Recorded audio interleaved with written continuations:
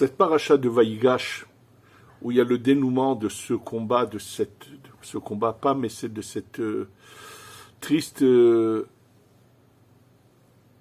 événement qui s'est passé lorsque les frères de Yosef ont vendu Yosef, et on sait tout ce que ça a causé, puisque c'est une des causes qui a fait que l'exil d'Égypte se passe, alors qu'on aurait pu l'éviter, oui. La Gemara est claire dans Masechet Shabbat que c'est à cause de la vente de Yosef qu'il y a eu cet exil. C'est-à-dire qu'il y avait un décret, c'est vrai, depuis qui a été déjà donné à Avraham Avinu, et en fait ce décret vient du fait que cette période de 6000 ans est une période de réparation, mais les choses auraient pu se passer totalement différemment si les frères de Yosef n'avaient pas vendu Yosef.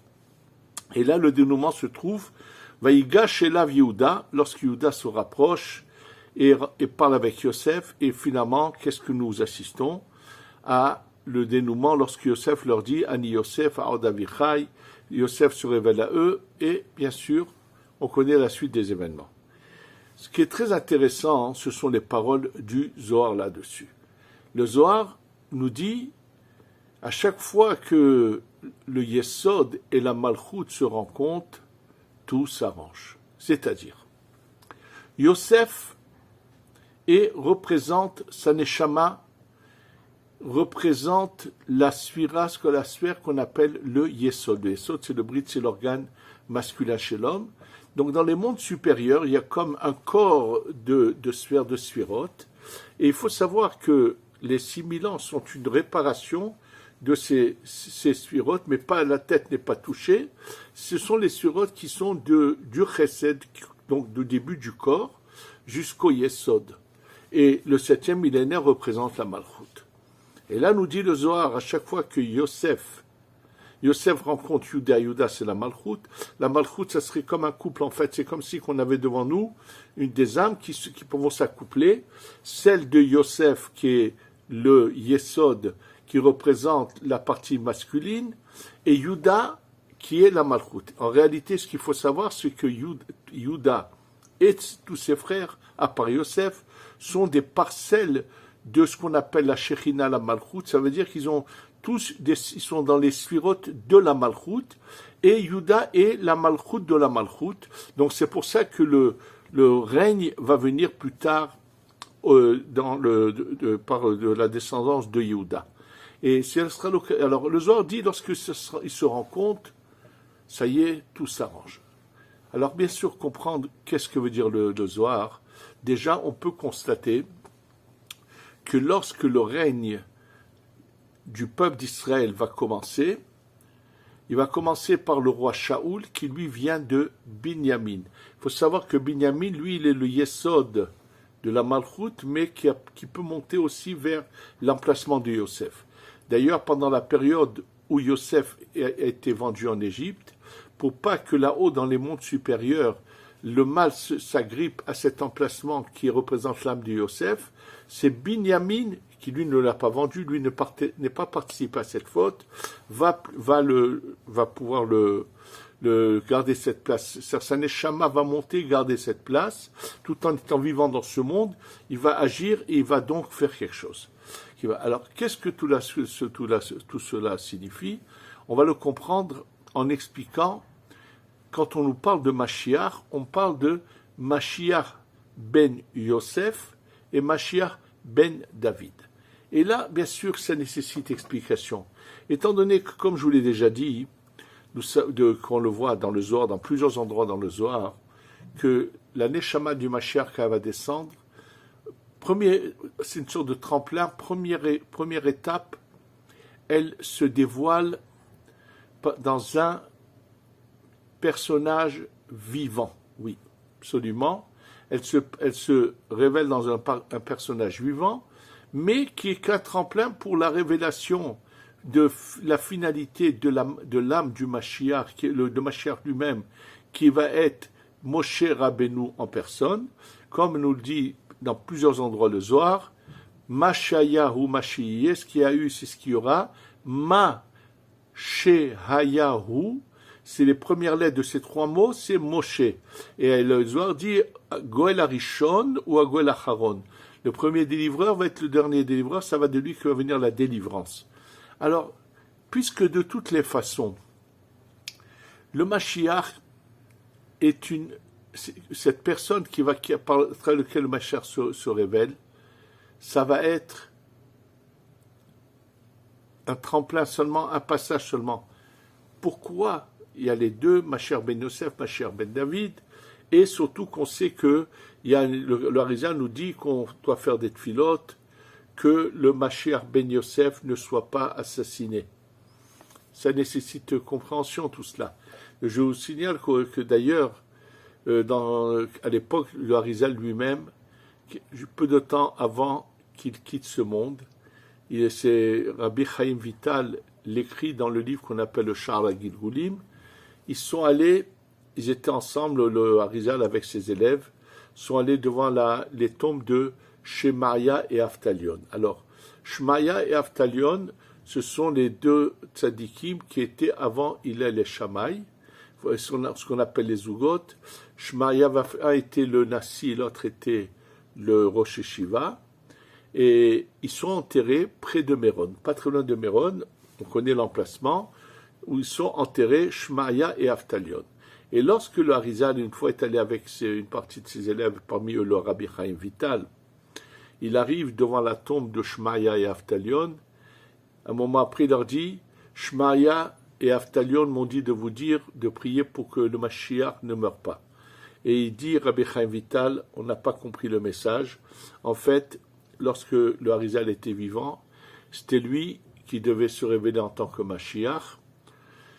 Et comme l'écrit le Hida, il est mort en 333, et il dit s'il était resté jusqu'en 335, il aurait pu se révéler en tant que Mashiach, mais une fois que lui, malheureusement, est mort, celui qui a été dans la génération juste après, celui qui a été le personnage par lequel la Neshama du Mashiach devait se révéler, était Rabbi Chaim Vital. Nous avons la même chose à l'époque de Rabbi Chaim ben Attar, le Ora Haim HaKadosh, où il écrit clairement dans la Torah, quand il parle du Mashiach, il dit Ushmo Haim, et là il fait allusion à lui et à notre personnage, Rabbi Chaim Abulafia, celui qui a refait revivre la ville de Tveria, qui a ramené de nouveau une communauté de juifs à Tveria, où il n'y avait plus de juifs, et lui, de Turquie, était venu, il est né en Eretz Israël, et puis jeune, avec sa famille, ils étaient en Turquie. À l'âge de 80 ans, Rabbi Chaim Abulafia reçoit le message du ciel qu'il doit repartir, il repart, il arrive à refaire naître une communauté à Tveria, et comme l'explique dans son commentaire le Rahim HaKadosh, il dit le Mashiach, soit c'est quelqu'un qui est né en Eretz Israël, quelqu'un qui est né en Chutz La'aretz, donc il fait allusion à lui qui est né au Maroc, qui ensuite est venu en Eretz Israël, il fait allusion à Rabbi Chaim Abulafia, et il dit Ushmo Chaim, et nous savons que finalement les deux sont partis sans qu'il y ait cette révélation. En tous les cas, ce qu'il faut comprendre, qu'est-ce que tout cela veut dire, qu'il y a Mashiach ben Yosef, Mashiach ben David. Je voudrais vous dire que le Gaon de Vilna parle de cela dans son livre, son commentaire sur le Tifra Destinauta, et le Gaon de Vilna attribue ces deux possibilités de Mashiach ben Yosef et Mashiach ben David par rapport à ce que la Gemara dit dans Masechet Sanhedrin, que il y a deux possibilités où il y a la limite extrême où le Mashiach doit venir, c'est-à-dire notre période à nous, puisque nous sommes, la limite extrême, c'est pas un jour, c'est une période. Comme ça, le Rav Tzadok HaKohen Milublin nous dit, et nous savons ce qu'on appelle Be'ita en son temps, et nous sommes dans cette période-là, et il y a eu des possibilités dans l'histoire qui se sont appelées Achishena, où ça aurait pu être devancé. Et là, le Gaon de Vilna nous dit que Achishena, si ça s'était passé, alors il dit que entre la période de Achishena, c'est devancé jusqu'au moment qui est la période finale de Be'ita, lui dit le Gaon de Vilna que si on avait eu ça, tout se serait passé normalement, jusque tout le peuple d'Israël aurait été rassemblé en Eretz Israël, sans être soumis à qui que ce soit. Et dans ce cas-là, ça aurait été d'abord le Mashiach ben Yosef qui serait venu, et seulement le Mashiach ben David aurait été plus tard au moment de c'est au moment opportun. Ça, c'est l'opinion du Gaon de Vilna. Mais il y a une question sur les paroles du Gaon de Vilna, c'est que voilà, dans notre cas, où on est de toute façon arrivé à Be'ita, à sa limite, on aura quand même ces deux Mashiach, Mashiach ben Yosef et Mashiach ben David. Donc c'est à comprendre pourquoi. Il faut savoir que pourquoi il y a eu, à un moment donné, il a fallu qu'il y ait un royaume, comme je vous l'ai dit, qui a commencé par Shaoul qui vient de Binyamin, qui est aussi le Yesod, et ensuite il y a eu la dynastie de David Amelech. Il faut savoir que tout ce qui se passe, tous les événements sont des réparations. On vient de finir Hanouka. Hanouka était une réparation. C'est-à-dire on ne fête jamais des souvenirs d'histoire, de quoi que ce soit qui soit passé, mais tout ce que nous faisons, ce sont des réparations. Alors ce qu'il faut savoir, c'est que quand il y a eu la faute de Adam Arishon, alors Adam Arishon a été créé, et le but était qu'il arrive à cette perfection, lui et toutes les âmes du peuple d'Israël, pour qu'il passe ensuite à l'étape suivante.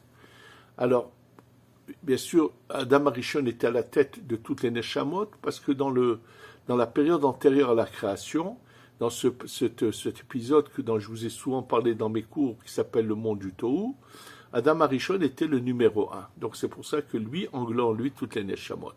Dans ces 6000 ans, le numéro 1, c'est Moshe Rabbeinu. Oui, bien sûr, c'est Moshe Rabbeinu. Et il faut savoir que dans cette période-là antérieure, donc il y a eu des erreurs commises et Adam Arishon a été mis au Gan Eden, mais là-bas, il devait faire certaines réparations. Simplement pour que ces réparations soient complètes, il fallait qu'il fasse un saut en bas. Donc on parle d'une faute qu'il a commise, mais ce n'est pas lui, c'est ceux qui étaient à l'intérieur en puissance en lui. Et c'était une nécessité pour finir ces réparations. Maintenant, ces réparations, naturellement, n'ont commencé qu'à la sortie d'Égypte. C'est-à-dire qu'Adam Arishon, dans ses réparations, est allé un peu trop bas. Il a fallu une réparation à Adam Arishon qui reviendrait encore en réincarnation chez Avraham, Yitzhak et Yaakov. Et finalement, les vraies réparations vont commencer à la sortie d'Égypte. Alors, il faut savoir qu'à Pessah, ce qui est réparé, c'est ce qu'on appelle la sphira du Chesed. La sphira du Chesed serait le bras droit chez nous, c'est ça la sphira du Chesed. La sphira du Chesed est réparée donc à la sortie d'Égypte, ça commence à ce moment-là, et chaque année, quand nous fêtons Pessah, nous réparons cette sphira. Vous allez me dire, mais tous les jours, on a des réparations. Tous les jours, nous étudions la Torah, tous les jours, on fait des tfilotes. Oui, il faut savoir qu'il y a deux formules là-haut, une très entachée, une presque pas entachée, qui sont liées l'une à l'autre. Il faut savoir que le temps est composé de deux éléments, un masculin et un féminin. Dans le temps, il y a un temps qui est fixé par le ciel, c'est les jours de semaine et le Shabbat, mais ça n'a pas été donné à l'homme, donc c'est pour ça que les fautes n'ont pas pu réellement entacher. Par contre, l'autre partie du temps qui est féminine, qui a été donnée entre les mains de l'homme, c'est cette partie du temps qui a été le plus touchée. Donc les sphirotes qui correspondent à cette partie du temps qui est féminin, qui nous a été donnée, c'est ça ce que nous devons réparer. C'est ça qui a été le plus touché par les fautes, et leur réparation n'a commencé que lorsqu'il y a eu la sortie d'Égypte, où à ce moment-là, à Pessah, est réparé le Chesed. Si on devait le comparer aux jours de semaine qui sont fixes, ce Chesed représenterait un peu le Shabbat. Et les autres fêtes seraient les jours de semaine. C'est-à-dire que, maintenant, attention, Shavuot est un peu le sommet de cette réparation du Chesed. Mais Shavuot correspond à la Tiferet, qui serait le buste. Mais là, il y a des fois où la Tiferet se trouve au-dessus du Chesed de la Gvura. C'est le cas de Shavuot. Oui, il y a des cas où dans l'ordre des Sphirot, c'est pas Chesed, Gvura, Tiferet, mais c'est Tiferet, Chesed et Gvura. Il y a certains endroits où ça se passe comme ça dans la réparation. C'est un peu ce qui se passe là-haut par rapport aux fêtes. Et de Rosh Hashanah jusqu'à Simchat Torah est réparé la Gvura. Simplement, à Rosh Hashanah, il y a quelque chose aussi, c'est que la tête dont on ne parle pas ici, qui a besoin aussi d'une forme de réparation, est en allusion depuis Rosh Hashanah jusqu'à Simchat Torah, et ça répare également cette tête auquel nous ne parlons pas, qui a besoin aussi d'une forme de réparation, mais ce n'est pas l'essentiel. Et ensuite, dans ce cas-là, pourquoi on ne va pas la suite? Alors, bien sûr, ces réparations se font au fur et à mesure. Ce qui est le moins touché, c'est ce qui est le plus haut. Donc, c'est la première sphira qui a pu être réparée, c'est celle de Pessah, de Chesed. Ensuite, tout de suite, ça nous a fait recevoir la Torah à Shavuot, on est passé à cette Tiferet qui est supérieure, et ensuite, il y a eu, bien sûr, la réparation de la Gvura depuis Rosh Hashanah jusqu'à Simchat Torah. Et nous voyons que ces réparations sont mentionnées dans la Torah, et par contre, la suite des Sphirot, alors il faut savoir que normalement, la Sphira qui vient après ces trois-là, la quatrième, c'est le Netzach, qui s'est représenté par la jambe droite. Qui c'est qui était en mesure de la réparer? C'était le roi Shaoul. Shaoul, étant donné qu'il venait de Binyamin, Binyamin ne s'est pas prosterné à Esav. Vous avez quel rapport? Oui, lorsque Yaakov et ses enfants se sont prosternés, non, ils ont voulu avoir Yaakov une bonne intention, mais ça a au contraire accentué la tâche qui était dans les deux jambes avec lesquelles on se prosterne, qui représente la sphira de droite, de la jambe droite, Netzar, celle de gauche, le Hod, ont été encore plus entachées. Ça veut dire, non seulement que ça n'a pas réparé, mais ça a même rajouté une sorte de couche là-dessus. Maintenant, Binyamin, qui lui est premier roi, donc on voit, il y a une royauté qui se fait, qui représente le Yesod, était apte, lui, à venir réparer le Netzar et le Hod. C'est pour ça qu'on nous raconte que lorsque le roi, le prophète Shmuel va le oindre, pas le oindre, mais le déclarer comme roi, va le proclamer comme roi, il est dit qu'on fait un repas et on nous raconte quel genre de partie de viande on lui emmène, qui est la jambe de l'animal. Et comme l'explique le Harizal, c'est par cette consommation de viande avec les pensées qu'ont eu Shmuel, Hanavi, le prophète Samuel et Shaoul, ils ont commencé à réparer. La finalité de la réparation devait se faire dans l'action, c'était par l'anéantissement total de Amalek, c'est-à-dire les descendants, tout Amalek et tous leurs biens, tous les bovins qu'ils avaient, tous leurs troupeaux, tout ça devait être anéanti. Malheureusement, Shaoul n'a pas fait ce qu'il fallait, et là, la reprise de la réparation s'est faite bien plus lentement, et par qui? Par l'intermédiaire ça a commencé par le roi David, oui, bien que le roi David ne soit pas de Yosef ou de Binyamin, non, pas de Yosef, qui soit pas de Binyamin, qui ne s'est pas prosterné, il va quand même commencer la réparation.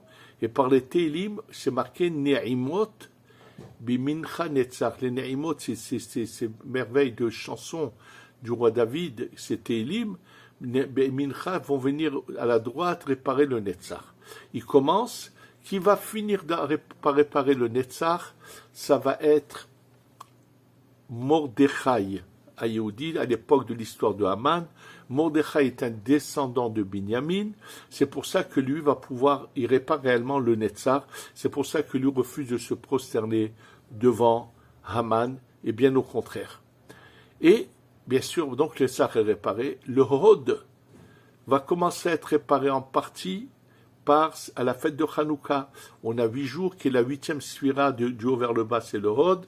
Par les Hashmonaïm, ceux qui ont combattu toute cette influence néfaste des cultures qui ne sont pas attachées à la Torah, c'est les Hashmonaïm, le Hod commence à être réparé. Et une fois que le Hod va être fini d'être réparé, il faut réparer les 2 dernières sphirotes qui sont le Yesod et la Malchut. Et c'est pour ça qu'on nous parle de 2 Mashiach. Mashiach ben Yosef, c'est la réparation du Hod. Mashiach ben David, c'est la réparation de la Malchut.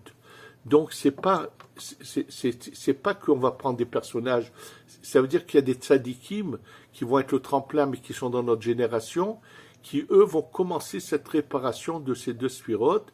Un va s'appeler Mashiach ben Yosef et un Mashiach ben David. C'est-à-dire que les étincelles de lumière qui restent encore à sortir des clipotes du mal, qui se trouvent encore emprisonnés dans le mal, c'est Nitzotzot. Nous, on fait ce qu'on peut jusqu'à la réparation du Hod, et c'est pour ça qu'au fur et à mesure que nous finissons cette réparation, à tout instant va venir la dernière étape de ces 6000 ans. C'est pour ça qu'on nous parle de Mashiach ben Yosef et Mashiach ben David. Et quand eux, ensemble, vont s'unir pour réparer ces deux dernières sphirotes qui sont les plus dures à réparer, à ce moment-là, on monte à l'étape suivante. L'étape suivante, c'est le Shabbat d'après, c'est le 7e millénaire. C'est pour ça que la période du Mashiach, c'est dans le 6e millénaire. C'est une période qui doit durer au moins 200 ans. Et on finit toutes les réparations et petit à petit on se métamorphose et on se prépare à cette entrée de ce Shabbat où on passe à l'étape suivante. Et à l'étape suivante, il faut savoir qu'on continue. On va monter à un niveau où il y aura des choses encore à réparer, oui. Parce que la perfection, c'est que dans le Ensof, dans le Créateur, mais pas dans les éléments créés. Bien que nous allons arriver à un endroit où on va monter très haut, jusque dans le monde de la Tzilut, et on va continuer, ce sera sans fin d'étapes de réparation, avec un libre arbitre à un autre niveau. C'est à ça qu'il faut qu'on sache qu'on doit se préparer. Se préparer, ça veut dire qu'il faut que dès maintenant, dans ce monde où on a un choix, savoir développer chez nous le désir de s'approcher d'Hachem. L'envie, si cette envie règne en nous, donc dans les étapes qui vont suivre, cette envie va continuer et on arrivera. Il y aura, je vous ai dit, à un autre niveau, une sorte de libre arbitre, absolument. Donc en fait, quand on unit, quand la réparation se finit, il y a ce qu'on appelle l'union de Akadosh Baruch Hu de la Shekhinah. Donc l'union de Akadosh Baruch Hu avec la Shekhinah, c'est un peu l'image des deux chérubins qu'il y avait dans le Beth Amikdash. Donc un masculin et un féminin. C'est ça, et c'est un peu ça l'image de Mashiach ben Yosef et Mashiach ben David. Et là, bien sûr, quand on fait ces réparations, il y a beaucoup d'éléments qui changent. Tout d'un coup, on va voir que ces rigueurs, les gvurot, qui sont en général représentés par le monde féminin, montent au-dessus de ce qu'on appelle le recette, qui est le monde masculin. Comme je vous l'ai dit, que même au niveau des sphirotes, qu'il y a des fois la tiferet monte plus haut. D'ailleurs, il faut le savoir que il y a dans les combinaisons du nom d'Hachem, comment on les écrit, maintenant on écrit le Yud, le He, le Vav et le He. Il y a une combinaison qui est celle qui est représentée dans les Tfilin de Rabbeinu Tam, qui est le Yud, ensuite le He et le Vav. Il faut savoir que cette combinaison était à l'origine la première. Par nos fautes, on a fait qu'elle soit descendue de niveau, elle doit reprendre son niveau au-dessus. C'est pour ça qu'il faut savoir que les deux formules de Tfilin, c'est Chochma et Bina qui sont nécessaires, les deux. C'est pour ça que selon la Kabbalah, il faut absolument mettre les deux Tfilin en même temps, parce qu'il faut jamais séparer la Chochma de la Bina, le Yud et le He. Donc c'est à cette image-là qu'il faut voir aussi ces réparations de Mashiach ben Yosef et Mashiach ben David. Et c'est ça que fait allusion le Zohar en disant, lorsque Vayigash Elav Yehuda, lorsque le Yosef et Yehuda se rapprochent, tout va bien, ça y est. Enfin, les ennuis s'arrêtent.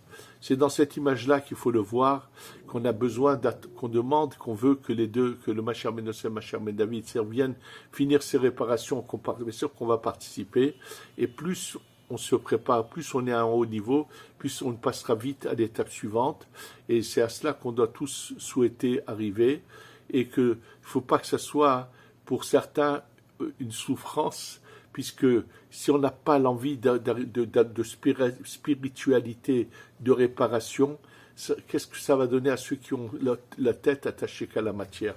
Et je voudrais juste vous rappeler ce qui est marqué dans le Rabbi Elimelech de Liginsk, dans le Noam Elimelech, sur la Parashat Kedoshim, que quand il parle là-bas, il parlait dans les sacrifices, c'est marqué qu'un sacrifice auquel on a pensé à le manger en dehors du temps plus tard, ça va être, il n'est pas bon, il faut le brûler, qu'on appelle pigoul.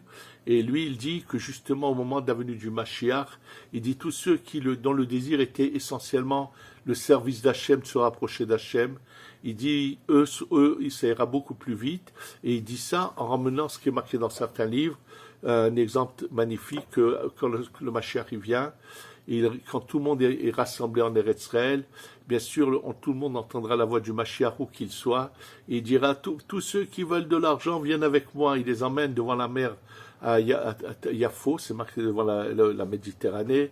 Là, le Mashiach va donner l'ordre et la mer va éjecter tous les trésors qui sont enfouis de tous ces bateaux pleins d'or et de diamants et tout ce que vous voulez qui était dans le fond des mers. Tout d'un coup, tout va se déverser sur la plage de Yafo. Il va dire, allez, servez-vous, tous vont se servir. Après qu'ils se seront bien servis, il va dire, on retourne maintenant à Yerushalayim, on revient. Et là, quand il est à Yerushalayim, il annonce, il y a maintenant un cours de Torah en haut, dans le Gan Eden, devant la bouche de la Kadosh Baruch Hu. Alors on va monter. Et là, le Mashiach se met à voler, et les tzadikim se mettent à voler, et tous ceux qui sont allés à la plage de Yafo se remplir les poches, se remplir un maximum d'or et d'argent et de pierres précieuses, ils voient que eux, ils se sentent lourds, ils n'arrivent pas à bouger. Ils vident ce qu'ils ont, ils n'arrivent pas à décoller. Et là, ils vont dire au Mashiach et nous, il leur a dit, vous, qu'est-ce que vous vouliez? Vous voulez de l'or et de l'argent, vous avez ce que vous voulez. Et donc, ça ne veut pas dire qu'ils vont rester indéfiniment ici, c'est-à-dire qu'eux, ils vont devoir avoir encore une leçon pour commencer à changer de vision, pour qu'en